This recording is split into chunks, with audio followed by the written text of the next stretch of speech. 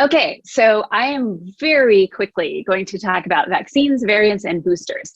And so there's a lot of information here. You all should have access to this slide deck if you need it. And I'm going to try to move relatively quickly through a lot of information, but still be clear. So my disclosure is that I receive funding from the NIH as a part of the COVID-19 Prevention Network, which does fund COVID-19 vaccine trials. Many of you know we were a site for the Novavax vaccine trial, which is not yet FDA approved, but I also work with other vaccine trials. So hopefully by the end of this talk, you'll be familiar with current variants and the likelihood of future variants. Be aware of current vaccine uptake and some of the challenges we are all facing with vaccine hesitancy, and understand current recommendations about boosters, which is something that I think we're all finding challenges with these days. So where are we right now? This is as of April 21st, 2022. These are data from the Hopkins dashboard, which show you that in North America and in much of the rest of the world, there is not a lot of COVID currently. That is not the case for Europe. And over here on the right-hand side, you see the overall weekly case count. You can see it's coming down, but we're still, with Omicron, have a higher number of cases than we have with any past surge, which I think is important to still recognize. But fortunately for us, death rates per week have gone down. So that is all encouraging, but I think the signal that we're seeing in Europe is something that many of us are paying attention to. What about variants? So a variant is a version of the virus that differs in genetic code from the founding virus. All viruses mutate over time, so variants and future variants are truly inevitable when it comes to COVID-19 or HIV in the case of other viruses. So a variant of concern is defined by the CDC and the World Health Organization as one that differs in terms of its impact or significance. So it could be more transmissible. Omicron is a good example of that. We know that it's more transmissible than prior strains. It can be more deadly, or it can evade the immune system's natural defenses or the defenses that are given to us by vaccines. This infographic shows only sequences that are sequenced over time, but globally, so around the world. And each dot in this figure represents a different sequence. And the timeline you can see runs from left to right, starting at the very beginning of the COVID pandemic, all the way to right now, where we're sort of up to March with the sequences. And the different colors represent the emergence of new strains or variants. So you can see over the last year, we've had the emergence of Delta, which is sort of this teal color. And then really since the winter and throughout 2022, we've seen the emergence of the Omicron variant. These are the two orange variants, and you can see that Omicron has already split into two separate variants. The names are not that important, but I think the thing to remember about Omicron is that it is less deadly. However, it also has more evasion of vaccine-induced immunity and our natural immunity than some of the other strains. But I'll show you in a moment that vaccines are still very effective against severe disease and death for Omicron. So this is just a way to visually depict that variants are changing and in some ways inevitable. This is how it looks globally, and you can see that in the United States, Omicron is now a significant part of the overall viruses that we are seeing. And in Bexar County, Dr. Margie David's lab here at UT Health, in collaboration with Metro Health, does sequences of our local strains. And you can see this is 2021 into 2022. You can see that Delta basically went away to zero, and the rise of Omicron over the winter and into the current spring season. So we are really in a world of vaccines versus variants, and I apologize for the action movie reference, but this is really, I think, the way I see it, and it's often the way I explain it to patients, and I get a lot of questions from kids because both my kids are in school. So vaccines and variants are going to battle it out within our bodies and around the globe for the foreseeable future. I think the very good news, however, is so far our vaccines are doing well versus the variants. So these are data from the CDC. They look at vaccine rates or vaccination rates in both cases and in hospitalizations. This is over time.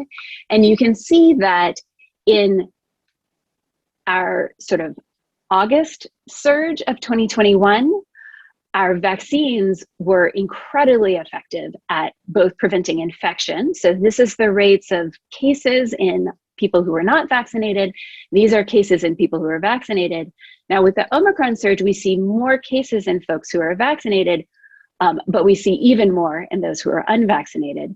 But if you look at the rates of death by vaccination status, you can see that even in the very significant case increase that we have seen over the last 4 to 6 months with Omicron, that unfortunately the rates of death in unvaccinated are still quite high. But fortunately, the rates of death in folks who are vaccinated, at least with a primary series, remain low. So this means, and something we can sort of tell our patients, is that vaccines remain protective against severe disease and death. So how are we doing? So generally, we're doing pretty well with vaccine uptake.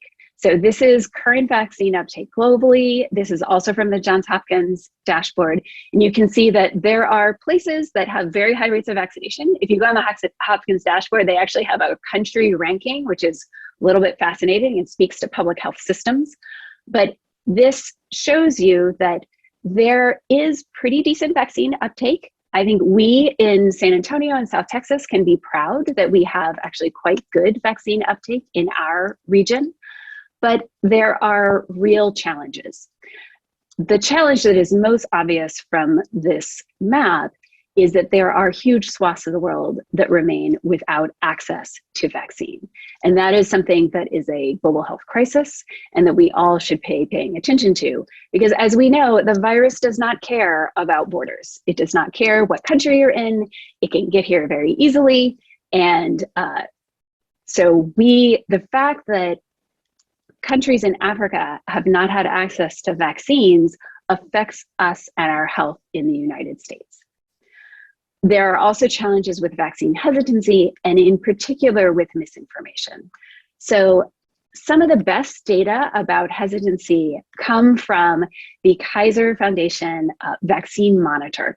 So at the beginning of 2021, as vaccine distribution kicked up in the United States, the Kaiser Family Foundation conducted interviews with a nationally representative sample of adults. They use open-ended questions to better understand public concerns about vaccination and vaccine hesitancy. And then 6 months later, they went back and recontacted the same folks. So they have sort of tracking over time about vaccine hesitancy. And for those of you who haven't looked at these data and are interested, I would really encourage you to look at their website. I'm going to show you just a tiny, like the tip of the iceberg of the information they have. But for those of y'all who are interested in misinformation and hesitancy, and there's a lot of data about hesitancy for kids and for parents of kids that I'm not going to show today, but is very worth looking at. However, you can see even in this overall summary that our rates of vaccination have really changed over time. And you can see that at the beginning, there were about half of the population was like, well, I kind of want to wait and see. And half were like, yes, I want this vaccine as soon as possible. And then there were some folks who said, definitely never, I'm getting the vaccine. And then some that said only if required. And you can see that over time, the wait and see population has really vanished. Most people who were in the wait and see category have now received the vaccine. Unfortunately, we have really not made much progress on the definitely not crew. We have made some progress on the only if required crew, and there are data that suggests that that's from vaccine mandates, but we are making progress. However, there are some clear disparities in terms of who has been vaccinated and who has not been vaccinated in the United States. And this is looking at the demographic characteristics of people who are vaccinated versus people who are unvaccinated on the right. And you can see that there are certain things that are very predictive of vaccination or not being vaccinated. Education is one of them. Party identification is probably the strongest predictor, at least in this study. Interestingly, we hear a lot about rural versus urban, and I do think it's important. And you do see it in this study, but it is not as strong as other predictors. And then there are differences by race as it intersects with religion in terms of vaccine unvaccinated status. There is a lot of misinformation out there. I know we all know this. But the question that they posed in this survey was, have you heard anyone say, or have you read anywhere that, and then they put forward these 8 statements. And then they asked if the participant thought that it was true or false, or if they didn't know.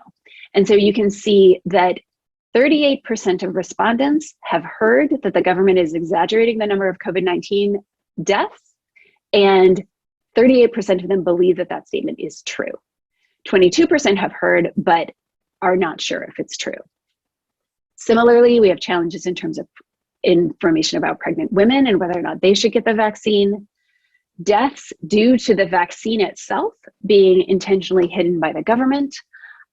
Whether or not the vaccinations cause infertility. I'm happy that this has flipped a little bit and 23% have heard but are not sure if that's true, and only 8% believe this to be the case, because it is definitely not the case. And then you can see other pieces of misinformation like ivermectin, that you can get COVID from the vaccines, that vaccines contain a microchip, which is still a pretty prevalent belief, and that the vaccines change your DNA. Overall, 78% of respondents had heard at least one of the myths and either said that they were true or they were not sure. That is a striking prevalence of misinformation. So how do we deal with this? As providers, we have to lean on our communication skills. We have to be open and honest. I think Health Confianza is really leading the charge in terms of creating spaces to get trained in how to do this dialogue.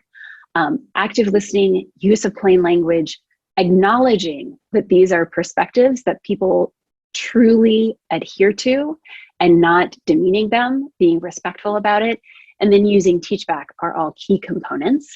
I just wanted to share this one tool that that actually Mia Vento shared with us in a Community Response and Equity Coalition meeting last month before last, that I have started using. One of the primary misperceptions or myths is that what's in the mRNA vaccines is harmful. So this is a nutrition facts version, which we all have to learn how to read in elementary school these days, of what's in the mRNA vaccine. And I think it's really helpful to have tools like these. All right, finally, and really importantly, who gets boosted? So hopefully we move our folks to a belief that they should get vaccinated or they should get boosted using our active listening and being respectful. But for providers, a key challenge has been keeping up with all the changing guidelines about boosters. So these are the current recommendations from the CDC for boosters. This is there, the website link is there. If you need it, I would encourage you to go on it. I literally refer to this in clinic when I'm talking to people. But it varies depending on whether you've got Pfizer as your primary series, Moderna as a primary series, or J&J as your primary series. So if you received Pfizer, everybody should get a booster if you're over 12. If you are over 50, you can get a second booster. The first booster you should get at least 5 months after completing your primary series.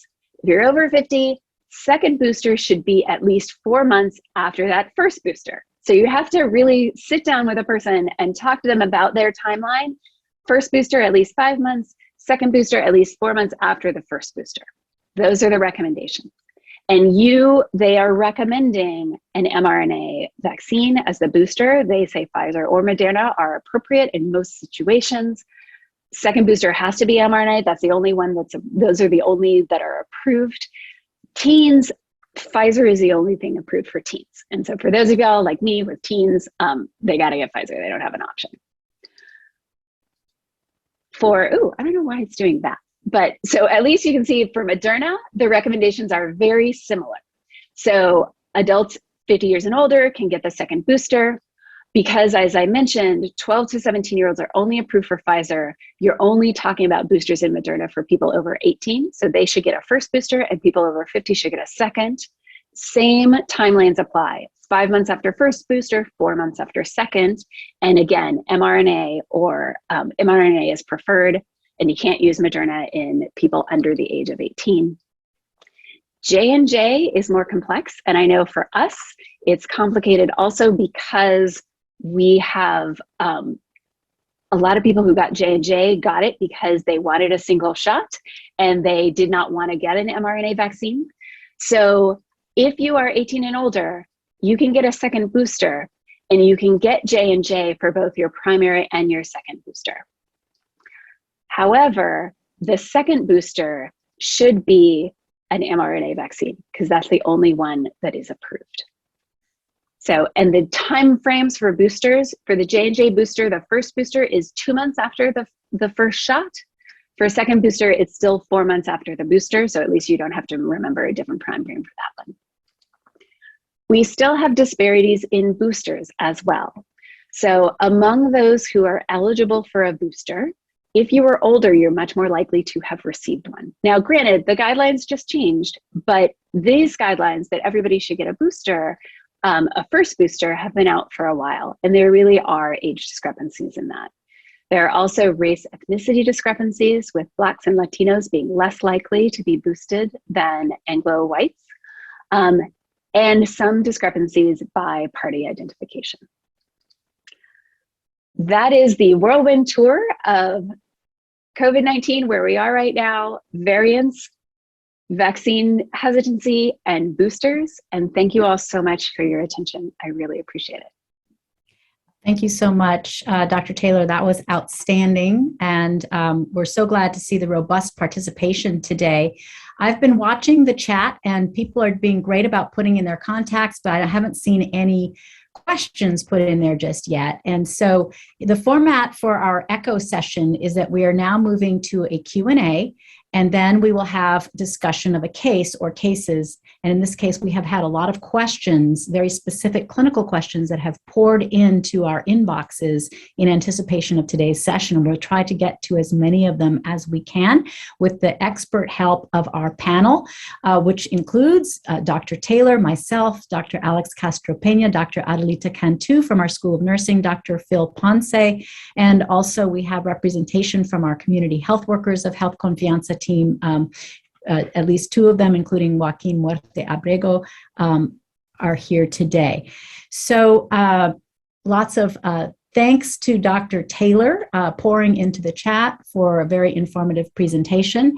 And I am going to take the liberty of asking you, Dr. Taylor, the first question. This came into the inbox. The question is, should my parents, family member, myself get the fourth dose? What are the considerations when counseling individuals? This is a great question, and I know we've all been dealing with it. So I think that this is really an individualized choice. It is not yet recommended for a fourth dose for anybody under the age of 50. So if they're under the age of 50, then that's pretty straightforward. However, there are certain people I encourage to get a fourth dose a lot more strongly than others. So I would say if you have health conditions that we know are associated with severe COVID-19. So if you have diabetes, or if you have a heart condition, or if you're a transplant patient, I'm looking at Dr. Ponce, if you are someone living with HIV and have a suppressed immune system or are not on treatment, all of those people, I would say, run, don't walk to get your fourth booster. For a really healthy, like 51-year-old, I don't know if you have to run out to get a fourth booster right this second. Like, remember the data that I showed that the vaccines themselves are still protective against severe disease and death.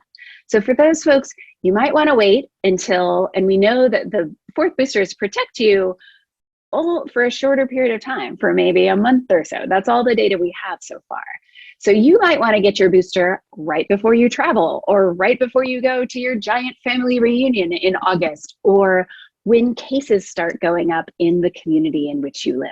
So it is an individualized discussion, and that's how I'm handling it. Thank you so much. I want to honor those who are speaking up in the chat and go straight to Matthew Bijou, who asked, what's the recommendation for boosters following a primary series with AstraZeneca?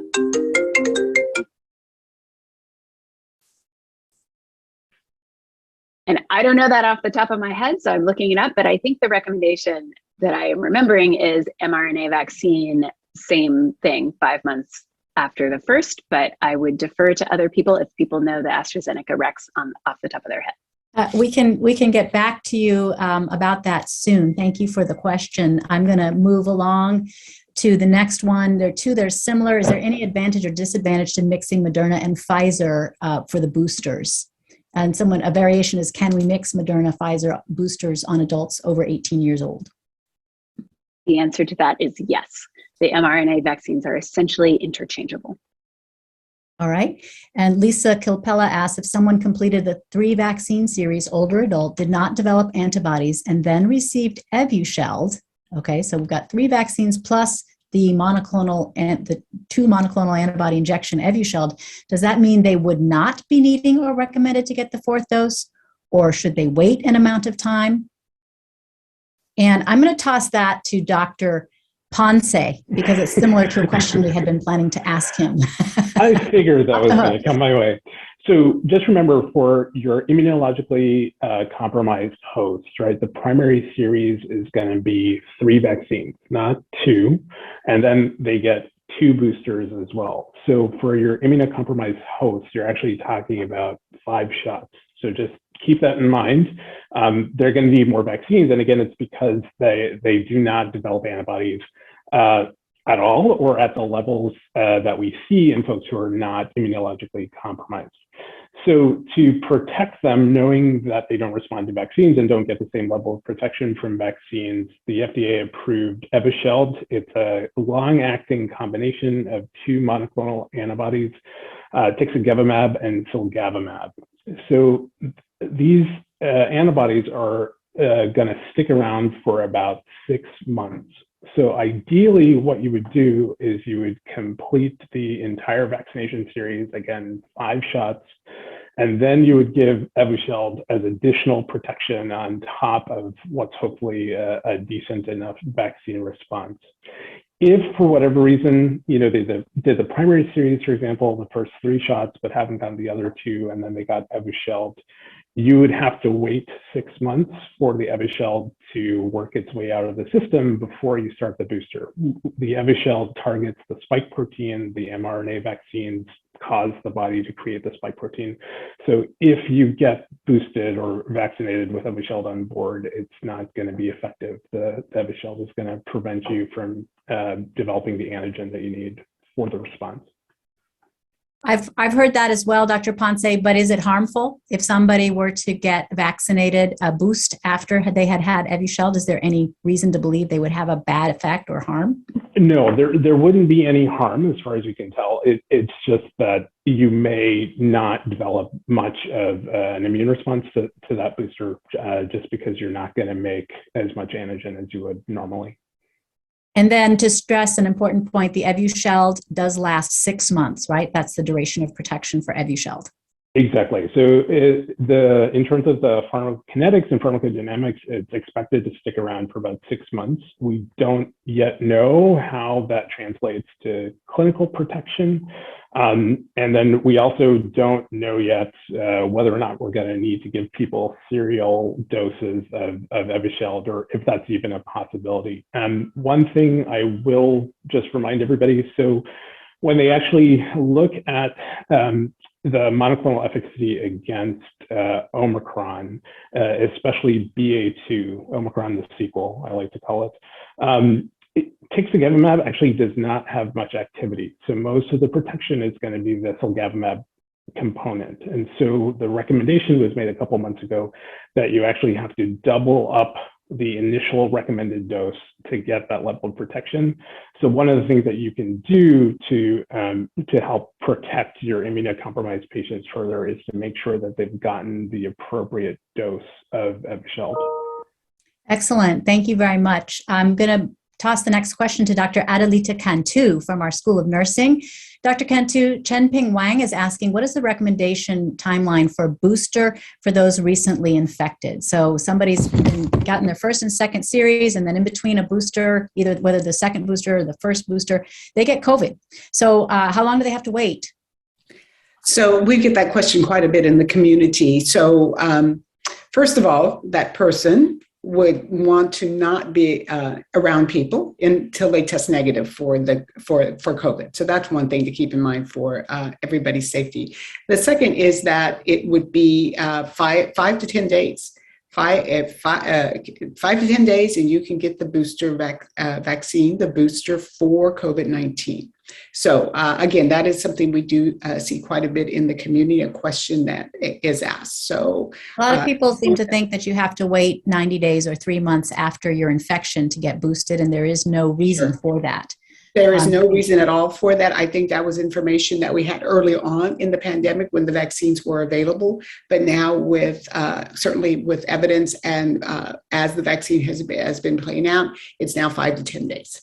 Thank you. The next question is for Dr. Alex Castro Peña from the Gonzaga Medical Group, and Fozia Ali, Dr. Ali from our Family Medicine Department, gets questions from the community about whether any of the vaccines contain gelatin, and particularly pork products, as this is prohibited for certain religions, including the Islamic religion. Dr. Castro Peña. Okay, the answer, I have a clear answer for 3 of them. AstraZeneca, Moderna, and Pfizer, they do not have this kind of products. The other companies, they haven't been that clear, but still for the Islamic community, actually they have made clear that it's safe, and they say that people that is Islamic, they can get the vaccine. But in our case, and we are focusing mainly on mRNA vaccines like Pfizer, Moderna, and AstraZeneca, they do not have it. Like, of course, at this time.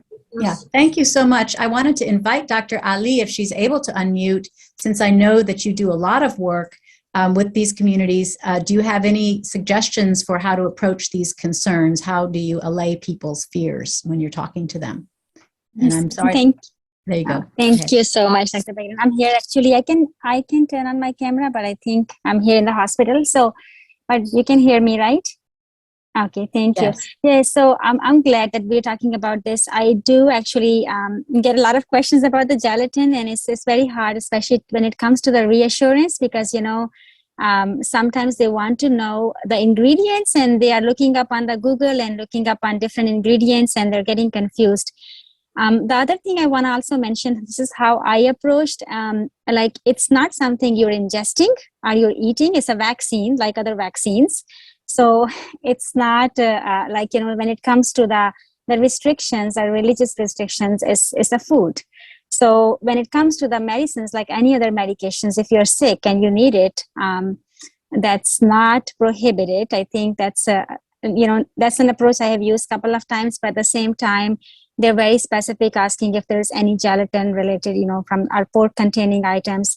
And I think a lot of times they're just looking up on the Google and are talking to other community members, and the resources are not evidence-based. So they just want to have reassurance from the physicians. So I feel like it's a good discussion if they ask questions. I appreciate when they ask questions, because it's very important to acknowledge the concerns. And then they feel like, yes, you do listen to them, and you kind of like try to reassure them. So each time I've talked to my patients, especially in the clinic, they have certain food restrictions. They were reassured, and they actually went ahead and got the vaccine. So I think we should encourage everyone to talk to our patients about their concerns, even if it's a religious concern, and that's how we all know and learn. So I pull up CDC fact sheet as well in front of my patients and just go over just to make sure that I'm not making this up. This is what it is, evidence-based. Thank you so much. Incredibly helpful, Dr. Ali, and you make the excellent point that all healthcare providers do well to have some insights about what the religious beliefs are of their individual patients, and listening respectfully and acknowledging their perspectives is critical, as we also bring to them respectfully information that is accurate and that can help them make a good decision. I want to draw your attention to the chat where Dr. Barbara Taylor is providing us with recommendations about the boosting after AstraZeneca. She put the WHO recommendations in there. She also noted that Dr. Bowling has provided us with the CDC link for guidance on all vaccines received outside of the United States.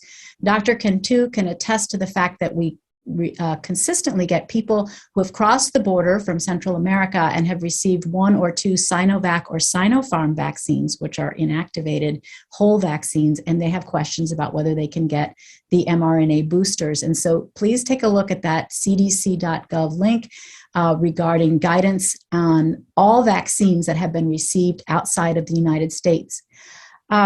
Juanita Cavazos is asking, can an adult receive the second booster almost a year after the first booster? So this relates to timing and do you age out of being eligible for your second booster if it's been more than that critical 4-month minimum period? I'm going to toss that to Dr. Taylor. So I also, as you were saying that, I was realizing there was something I meant to say during when I was answering about boosters that I forgot to say, which Dr. Miramontes' question reminded me, is that for folks who are in their 50s getting boosters, if you don't have the booster yet and you get COVID, it's just a reminder that there is now treatment for COVID-19. There are several treatments out there. The one that most of us are using is called Paxlovid, and it is highly effective at reducing hospitalization and severe disease once you have COVID. So if you were one of those people who did not run and sort of slow walked their way to getting a booster, if you get COVID and you're concerned, you can always take Paxlovid, and it is in quite easy supply and free in our community right now. Now I've forgotten the question. I'm sorry, Dr. Berggren. I was going to tag on just the reminder that we should get the message out to our patients. If you're sick with COVID, don't wait until you're really sick to bail out and then finally ask for help, because these drugs work at the beginning. So we want people to get their Paxlovid before 5 days have elapsed, not wait till day 6 when you're really feeling short of breath and then reach out. Early intervention is really critical. And I think we're underutilizing the drug still. So this is an important, even though this is a vaccine session here today, I feel it's important that we emphasize that to all of our providers. Let's see, what was that question? I think it was Juanita's questions about when you can get the booster? Yes. Yeah, so there's no end limit, it's just a beginning limit. So if you, like many of us, we received boosters, especially healthcare professionals, we received boosters pretty early on. As long as you're 4 months off of your first booster, you can get the second booster. So many of us are many more months at this point off of our first booster.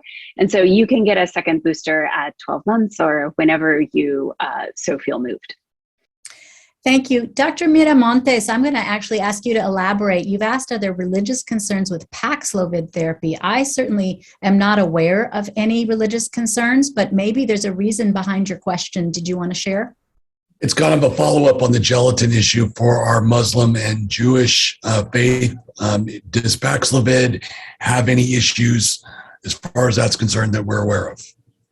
I'm not aware of any, but I'm going to ask my colleagues on the panel of experts to share. So Paxlovid has 2 components to it, the nirmatrelvir, which is the antiviral directed against SARS-CoV-2, and then ritonavir, which is actually there as a pharmacokinetic enhancer for the nirmatrelvir. It's an old-fashioned protease inhibitor that we've used for HIV forever. And there's never been anything brought up about ritonavir with regard to gelatin. Ponce, Taylor, Cantu, or Castro Peña, any ideas? All right. Right now, I don't see anything, really. Okay, and a follow-up to that from Jesse Hudson is there concern with ritonavir in Paxlovid with patients' medication interaction? Dr. Taylor's nodding, so I'll toss that one to you. So yes, those of us who have prescribed protease inhibitors for years for people with HIV know that ritonavir is not a fun medication to give as far as drug-drug interactions. So definitely do a drug-drug interaction check before you start somebody on Paxlovid.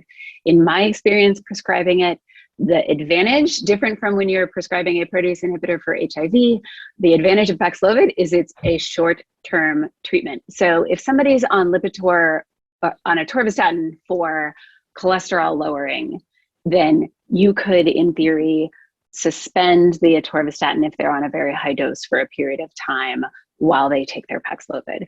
But definitely check those drug-drug interactions. It's going to interact with a lot of anti-seizure medications, mood-stabilizing medications, any of the statins. So you're going to want to look out for it. That's a great point too. From a health literacy perspective, we want to go over these with patients because sometimes they go home and they read about interactions, they freak out, and then they don't take the medicine we just prescribed. So making sure they understood is good. Dr. Ponce, please go ahead. Sorry, I just wanted to mention that there's a pretty strong drug-drug interaction between Prograf, which is used as maintenance immunosuppression, and ritonavir in our transplant patients. So for our transplant patients, what's recommended is the monoclonal, the one that currently is active against BA2 is bebtelovimab. We can't use sotrovimab like we used to. The other option would be IV remdesivir for 3 days, which we can set up via hospital at home. There is another oral antiviral, molnupiravir, but there's a couple concerns. One, it's not as effective in reducing the risk for hospitalization as these other interventions. It's also highly mutagenic, so we're not quite sure if widespread community adoption of molnupiravir in the setting of ongoing viral transmission is such a good idea.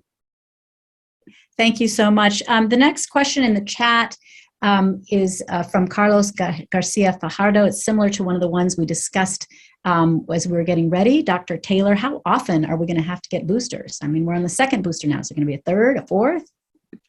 Nobody likes the answer to this question, which is we do not know. There are some people who are very sure that future boosters are not going to be used. There are other people who think that we're going to be getting a booster once a year. I think that the jury is still out and we need more data. You know, the data even on the fourth booster and how long it is effective is evolving. Like I said, we've got about 2 months of data right now, but we need more information before we start recommending further booster doses. That also applies for variant boosters. So there are Omicron boosters in development right now, but the challenge is once we have an Omicron booster, is that the variant that we're going to be facing? And so I think all of these things are unknown and a challenge. Okay, I'm trying to keep up with the chat. I appreciate your robust questions coming through. Dr. Fozia Ali is asking about reactive localized lymphadenopathy after booster. How long do we wait if a patient is due for routine mammogram screening? We do know that the lymph node swelling that you can get in your axilla from the COVID vaccine can raise concerns on a mammogram, and that can cause unnecessary anxiety. So how long does one wait after a vaccine before having a mammogram? Who wants to field that question from my panel of experts? Because I'm throwing it at you blindly.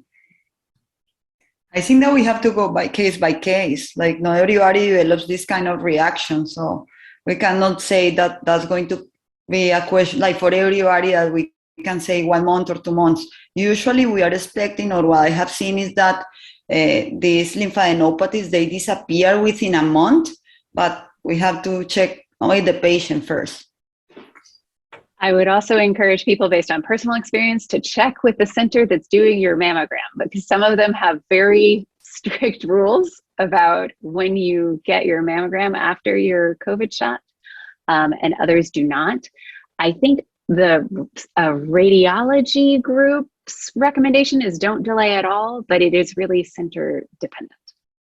Excellent. Really, really helpful, locally specific guidance here. I appreciate all of that. People are asking questions about whether the Paxlovid is free. Dr. Ponce is telling us that he would send prescription for Paxlovid to a pharmacy that has it in stock, and it should be free at pickup.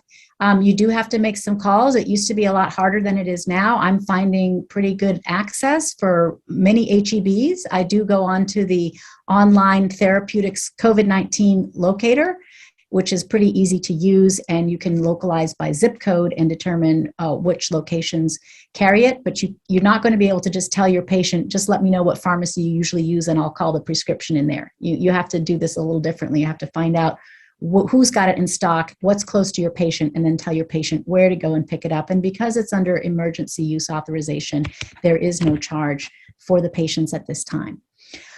Okay. What about, so this is Dr. Cantu. How do you approach this? I think we know the answer to this question, but how do you approach it when people ask you, does the vaccine cause infertility or hormonal changes? How do you reassure them? You are muted, Dr. Cantu. Thank you. Sorry. Thank Yes, yes, that's a great question. I get a lot in the community. Dr. Taylor, thank you for those slides that you had earlier, which did show that this is a piece of information that is still out there. In a nutshell, no, it does not cause infertility. However, I do use the methods, as Dr. Taylor's last slide showed, is that you have to listen, being open to that. Perhaps getting further information about where they heard this, what was their circumstances around it, and then go into what I know, and I can tell you what I know. There is no evidence that it causes infertility. We've had the vaccine available since December of 2020. There are people that I know, and many times the person will tell me there are people that they know that've gotten pregnant since then and had a successful birth. And I do talk about the fact that this is acknowledged, this is information out there, but there is no evidence that shows any infertility at all. And in fact, the recommendation from the American College's OBGYN is that pregnant women do get the vaccine, as well as women that are breastfeeding, because of the passive immunity that it does pass along to the fetus as well as the infant. So again, that is just information that we continue to find, and we need to get that message out. I like how you added on some further information for someone who might be hoping to be a mother, that there's not only is the vaccine not going to prevent you from getting pregnant, but it's good for you, it's good for your baby as well. So thank you for those clues that are community-based, experience-based for how to talk to people. Along the same lines, Dr. Castro-Peña, could you share with us, how do you talk to patients who express anxiety about side effects? What if somebody says to you, I got real sick from the first vaccine, what's going to happen to me with the second or the booster vaccine? How do you talk to them? Okay, actually right now there is some data on the Be Safe database that the booster is not as immunogenic. Like, people are not having that many side effects with the booster. In regards of the second dose, and they have bad experience with the first one, so I always tell them, hey, this is not going to kill you. The COVID it is.